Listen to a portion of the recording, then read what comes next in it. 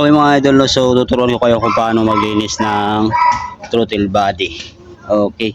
So ayan. Sobrang dumi kasi nito eh. Yan no. Tingnan nyo ha. Oh, plastic.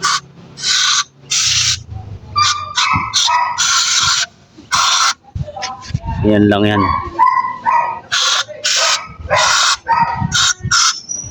Oh. Sus. Grabe. Putik. No?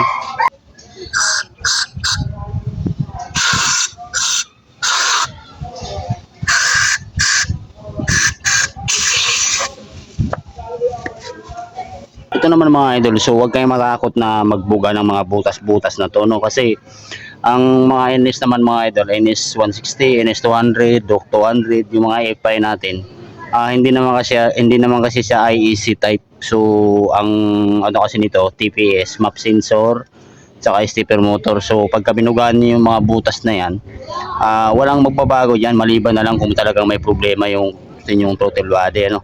So yan, lalo na yung mga butas na yan kasi sobrang dumi niyan. Yan o. Yan o, dumi niyan.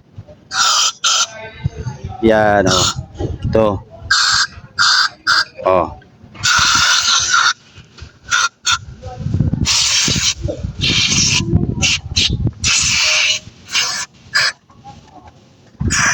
Oh.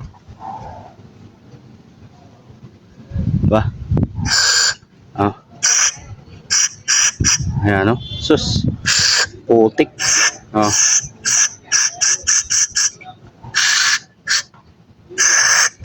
Yan. So huwag kayong matakot magbugan yan kasi wala namang problema yan, ano. Maliban na lang kung talagang may problema yung motor. Ito kasi kailangan talaga malinis. Yan.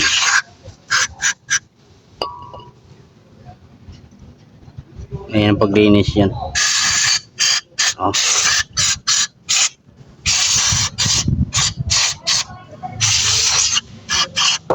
Oh, ay sauce. Yan, diba? Linis. Yan. Tapos papatuyuin nyo siya.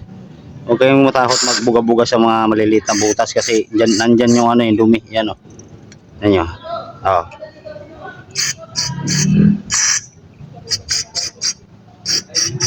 Yan.